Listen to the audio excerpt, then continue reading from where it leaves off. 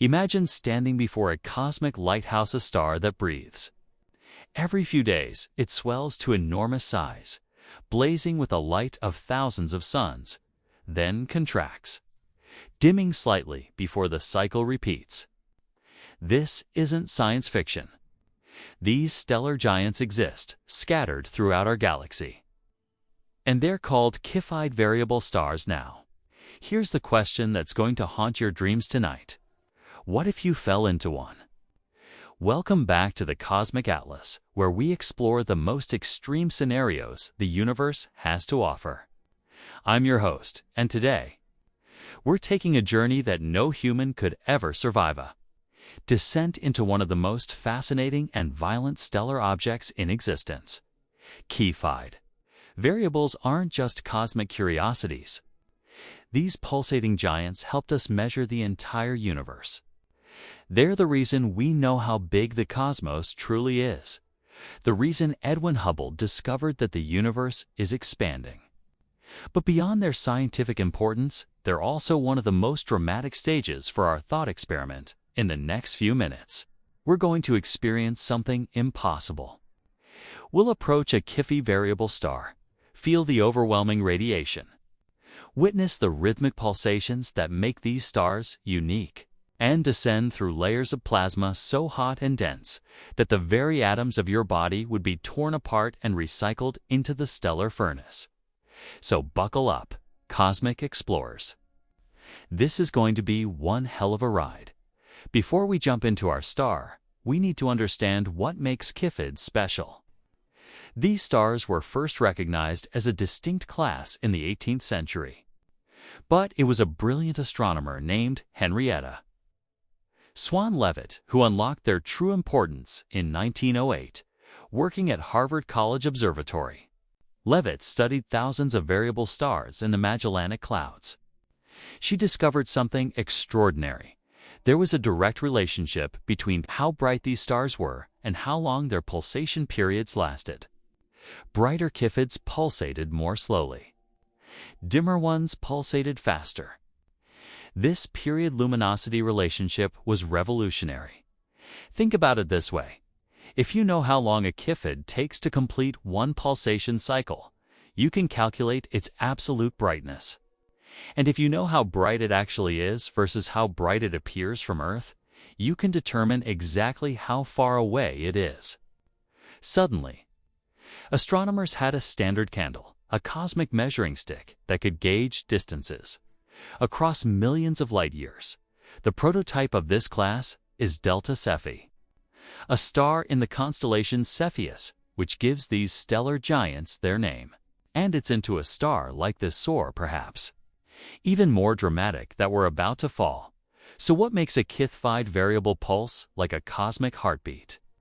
These aren't small stars. A typical classical Cepheid is a supergiant anywhere from 4 to 20 times the mass of our Sun, and between 100 to over 300 times its diameter. Imagine a star so large that if you placed it where our Sun is, its surface might extend past the orbit of Mars. That's the scale we're talking about. The pulsation mechanism is driven by a process called the kappa mechanism, specifically involving helium in the star's outer layers. Here's how it works. As the star contracts, a layer of helium beneath the surface gets compressed and heated.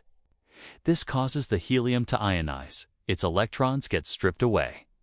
Ionized helium is more opaque to radiation than neutral helium, so energy from the star's core gets trapped below this layer. As energy builds up, pressure increases until the star can't stay compressed anymore. It expands. As it expands, the helium layer cools down, becomes less ionized, and more transparent. Energy escapes, pressure drops, and gravity pulls the star back inward again. The cycle repeats. This isn't a gentle process. During each cycle, the star's radius can change by tens of millions of kilometers. The surface temperature swings between about 5,000 and 7,000 Kelvin. The brightness can vary by a factor of 2 or more. And all of this happens over periods ranging from a couple of days to several months. Depending on the star's size, there are actually different types of Cepheids. Classical Cepheids, also called Type 1 Cepheids, are young, massive stars that formed relatively recently. Type 2 Cepheids are older, less massive stars found in globular clusters. For our journey today, we're going with a classical Cepheidungar, bigger and more dramatic for our thought experiment. Let's choose RS Puppis, one of the brightest and most luminous Cepheids known. Located about 6,500 light-years away in the constellation Puppis. This stellar monster is 10 times the mass of our Sun and about 200 times larger at its brightest. RS Puppis pumps out nearly 15,000 times more light than our Sun. Let me repeat that, 15,000 times. If you replaced our Sun with RS Puppis, Earth would be instantly vaporized, and even Pluto would become a scorched cinder. What makes RS Puppis particularly spectacular is that it's surrounded by a nebula cloud of dust and gas. As the star pulsates, light echoes ripple through this nebula, creating one of the most beautiful light shows in the galaxy. But we won't be admiring it from a safe distance. We're arriving at RS Puppis during mid-expansion, when the star is halfway through, swelling to its maximum size. The surface is currently sitting at around 6,200 Kelvin, and the star is blazing with the intensity of 12,000 suns. The entire star is about 280 million kilometers in diameter. Right now, and it's still growing. This is where our impossible journey begins, even from millions of kilometers away. RS Puppis dominates your vision. It's not just bright tits overwhelming. The star appears as a reddish-yellow disk, noticeably growing and shrinking over the course of several days. You can literally watch it breathe. Your spacecraft's sensors are screaming warnings. Radiation levels are climbing exponentially. We're not just talking about visible light. There's infrared radiation cooking you like a microwave, ultraviolet radiation breaking apart any organic molecules, and X-rays penetrating deep into matter. At 1 million kilometers out, still more than twice the distance from Earth to the Moon, your spacecraft's heat shields are beginning to fail. The temperature inside is rising. The hull is glowing red-hot. Any exposed surface is being bombarded by a particle wind flowing from the star-charged particles racing outward at hundreds of kilometers per second. This is your last moment of consciousness.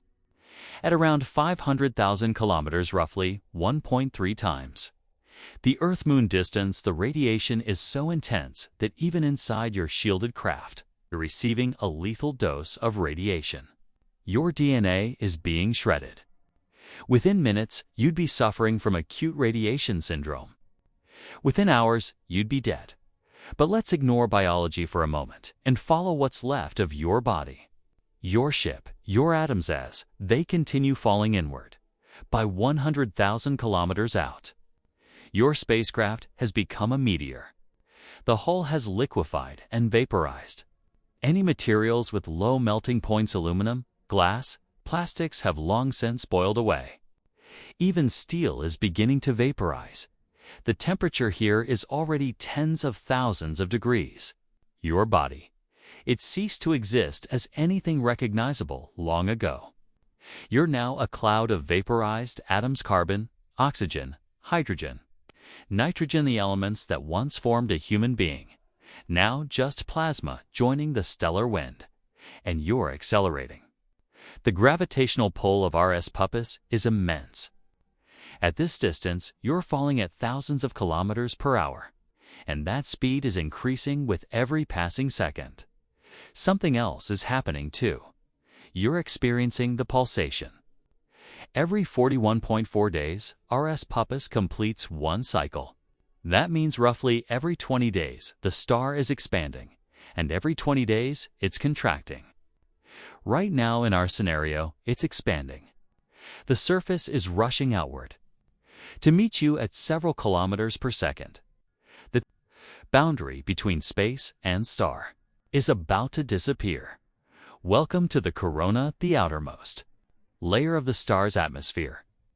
Here, temperatures paradoxically spike to hundreds of thousands of degrees, even though we're further from the core. This heating is caused by magnetic fields and shock waves from the turbulent layers below. The density here is incredibly low, a better vacuum than anything we can create on Earth, but each atom that exists is moving at blistering speeds. This is where the stellar wind originates, where charged particles are accelerated outward into space. Your atoms, what's left of you, are now indistinguishable from the stellar material. Your plasma electrons stripped from nuclei, everything ionized, everything electric. The magnetic fields threading through the corona twist and tangle, channeling plasma into loops and arcs. But you're still falling inward, pulled by the relentless grip of gravity. The expansion of the star pushes against you, but it's not enough to stop your descent. You're moving deeper, where the density starts to increase, where the star becomes more. Solid isn't the right word. More substantial. This is the photosphere, the layer we think of as the star's surface. This is where the light we see from Earth originates. The temperature here is around 6,200 Kelvin. During this phase of the pulsation, about the same as the sun's surface, though it will cool slightly as expansion continues and heat during contraction. The photosphere isn't smooth. It's a roiling, bubbling cauldron of plasma. If you could somehow observe it up close, you'd see granulation convection cells where hot plasma rises from below, cools, and sinks back down. On RS Puppis, these granules are massive, potentially thousands of kilometers across. This is where the pulsation is most visible. The entire layer is moving, rising, and falling with the star's breathing cycle. Over the course of 41 days, this surface will move outward by tens of millions of kilometers, then fall back. The pressure waves generated by this motion propagate through the entire star. Creating sound waves of space could carry sound. With frequencies far too low for human ears, your atoms are now part of this dance. They're being swept along in convection currents, mixed and churned with stellar material. The temperature and pressure are intense enough that you've lost all molecular structure. Individual atoms are being ionized repeatedly, electrons ripped off, recaptured. Ripped off again. Below the photosphere lies the convection zone, a thick layer where energy from the core is transported outward, not by radiation, but by physical motion. Hot plasma rises, cools as it approaches the surface, then sinks back down. It's like a pot of boiling water, except the pot is hundreds of millions of kilometers deep, and the water is plasma at hundreds of thousands of degrees. The density here is increasing rapidly. At the top of the convection zone, matter is still relatively thinner than Earth's atmosphere at sea level. But as you descend, it becomes denser than water, then denser than iron, then denser than any material found naturally on Earth. The pressure is becoming unimaginable. We're talking about millions of atmospheres, the weight of hundreds of Earth. Atmospheres pressing down on every square centimeter. Your atoms are being crushed together, though they're still maintaining their identity as distinct nuclei and electrons. Temperature is also climbing.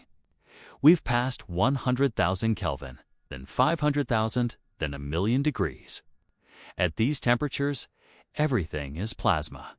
There are no molecules, no chemical bonds, just naked nuclei and free electrons flying around at tremendous speeds. The convection currents here are powerful and chaotic. Plasma rises in massive plumes, carrying energy from deeper layers toward the surface. Some of these currents are driven by the pulsation itself. Compression and expansion create vast waves of pressure that drive material up and down. You're caught in this maelstrom.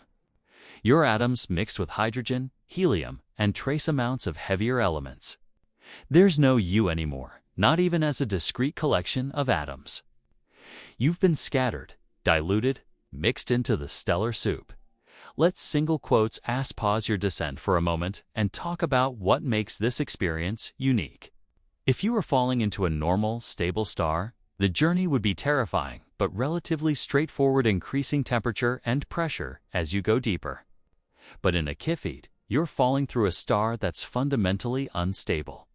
Right now, as we fall, the entire star is expanding.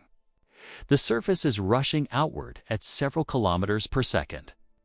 The expansion is driven by that helium ionization zone we talked about earlier. It's located somewhere in the middle of the convection zone, and it's currently releasing stored energy, driving the star outward.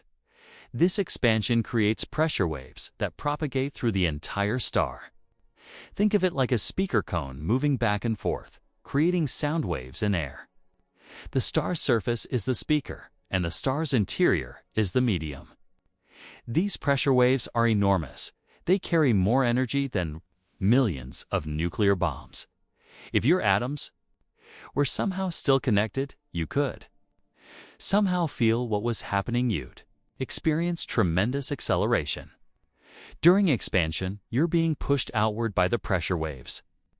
During contraction, you're being pulled inward, more strongly by gravity and compressed by the descending upper layers. The speed of expansion and contraction is impressive. RS Puppis's surface moves outward at speeds up to 30 kilometers per second during expansion. That's nearly 70,000 miles per hour.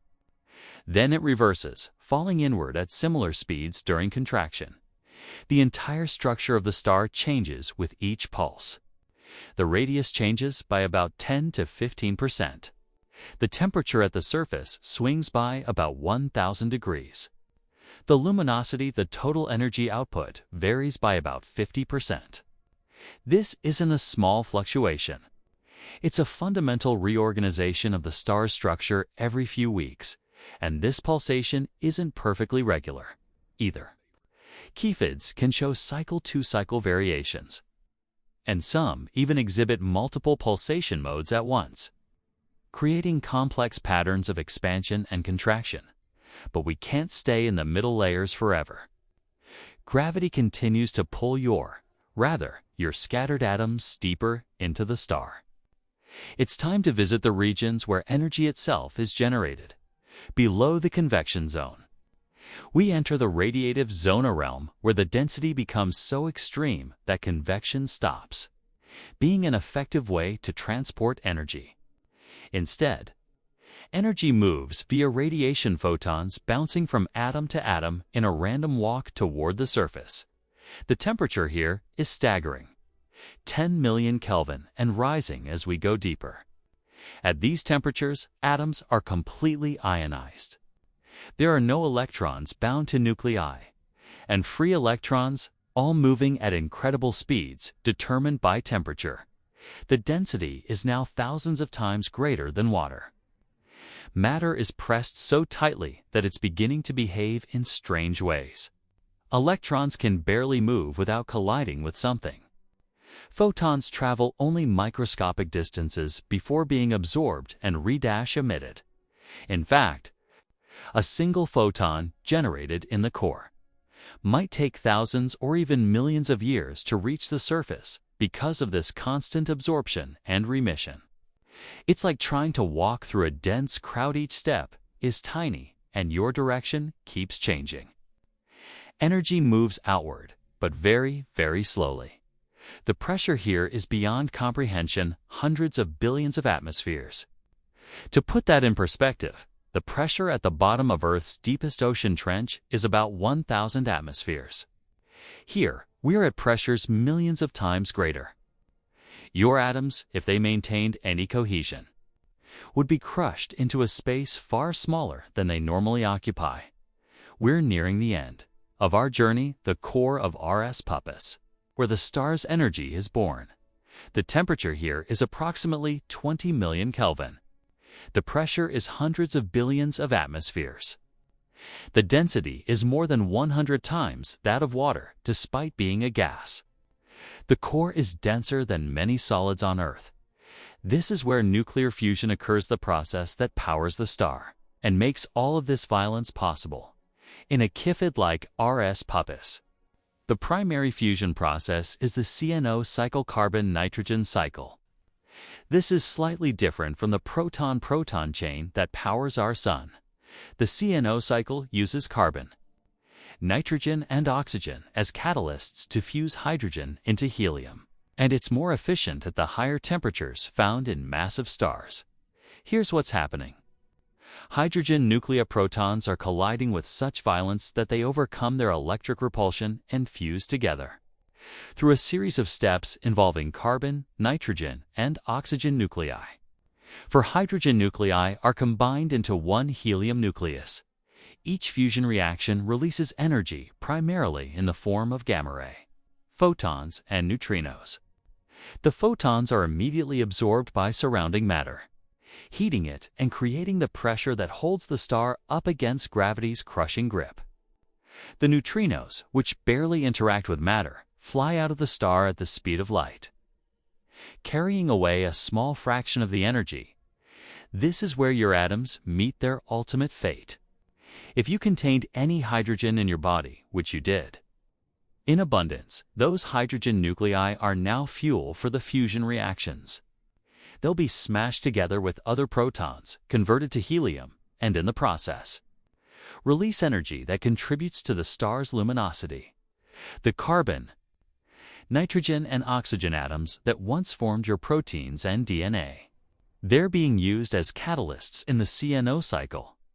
They'll capture protons, undergo nuclear reactions, emit positrons and neutrinos, and eventually release helium nuclei over and over again, billions of times per second.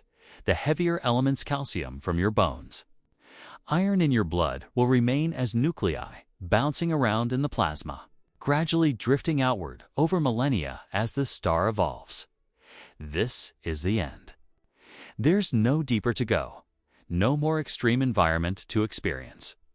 You are what was once you have become part of the star itself. Your atoms are now contributing to the pulsation, the fusion, the light that travels across the galaxy.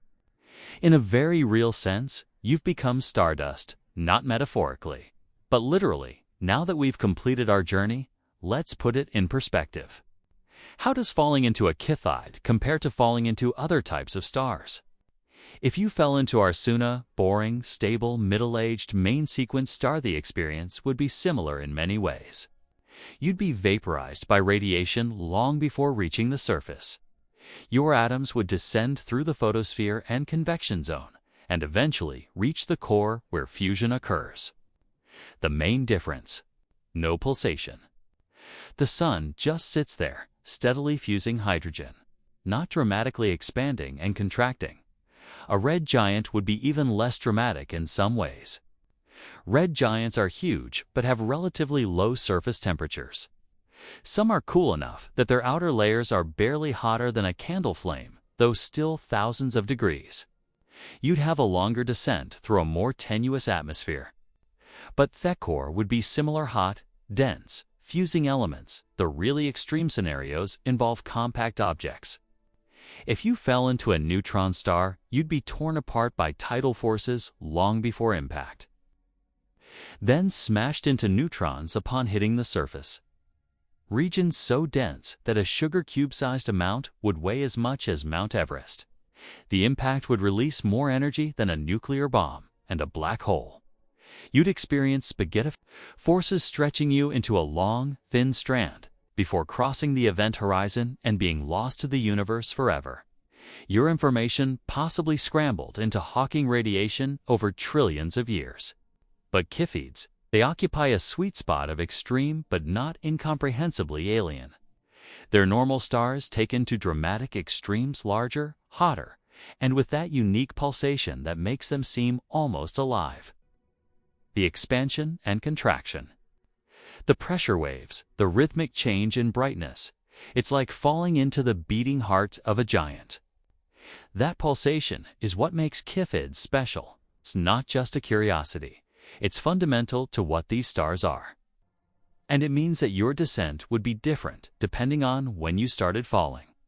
Arriving during expansion versus contraction would subject you to different pressure conditions, different outward velocities, different energy environments. Before we wrap up, let's zoom back out and remember why Cepheids are so important to astronomy. These pulsating giants are our cosmic rulers. Because of Henrietta Leavitt's discovery of the period-luminosity relationship, we can use Cepheids to measure distances across the universe with remarkable precision. When we find a Cepheid in a distant galaxy, we can measure its pulsation period, calculate its intrinsic brightness, compare that to how bright it appears, and determine exactly how far away that galaxy is.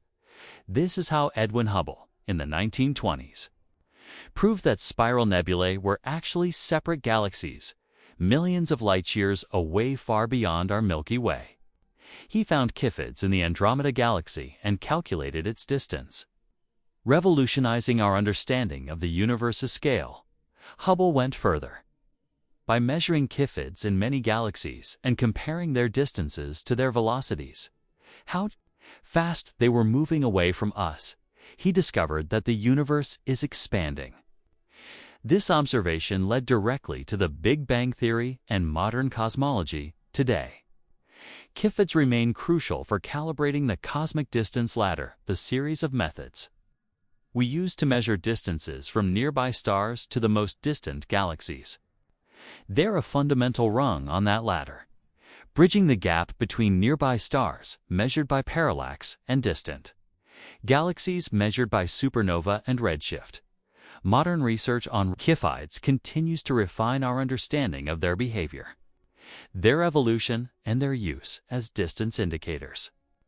Missions like the Hubble Space Telescope and the Gaia spacecraft have measured thousands of Cepheids with unprecedented precision, improving our measurements of the universe's expansion rate of value known as the Hubble constant. There is even a controversy in cosmology right now called the Hubble tension, different methods of measuring. The Hubble constant gives slightly different values, and Cepheids are right in the middle of that debate. Understanding these stars better might help resolve one of the biggest puzzles in modern astrophysics. So while our thought experiment is dramatic and visceral, Cepheids are far more than just cosmic spectacles. They're fundamental to how we understand the universe, its size, its age, its expansion, its fate. So there you have it. Cosmic Explorers, the impossible journey into a Cepheid variable star. From the initial approach, where radiation vaporizes your body, through the pulsating outer layers where pressure waves reshape the stellar structure, every few weeks down into the convection zone where matter is denser than steel and hotter than anything on Earth, past the radiative zone where photons take millions of years to escape, and finally into the nuclear furnace of the core, where your very atoms become fuel for fusion reactions. It's a journey that combines the familiar star, like our sun, with the utterly alien. The scale is almost incomprehensible. The violence is absolute, and yet it's real. Right now, in our galaxy alone, there are thousands of Cepheids pulsating away, breathing their rhythmic breaths, lighting up their cosmic neighborhoods. The next time you look up at the night sky, remember that somewhere out there, stars like RS Puppis are swelling and shrinking, expanding and contracting, living out their brief but spectacular lives. They're cosmic lighthouses that helped us map the universe. They're nuclear furnaces that forge the elements. They're natural laboratories where physics plays out in its most extreme forms. And in our thought experiment, they're the ultimate crucible, a place where the complexity of human consciousness is reduced to its most fundamental components. Scattered atoms joining the stellar cycle, contributing to the light that travels across space and time. What did we learn from this journey? That the universe operates on scales we can barely comprehend. That even the most extreme stellar environments follow physical laws we can understand. That everything, even you, is made of stardust and, given the right circumstances, can return to stardust quite literally. If you enjoyed this cosmic journey, make sure to hit that like button. Helps the algorithm recommend our videos to other space enthusiasts. Subscribe and click the bell icon so you don't miss our next exploration.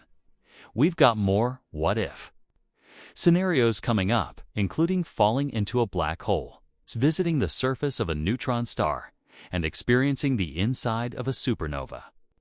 Drop a comment below. What other cosmic scenarios would you like us to explore? Which stellar object fascinates you most?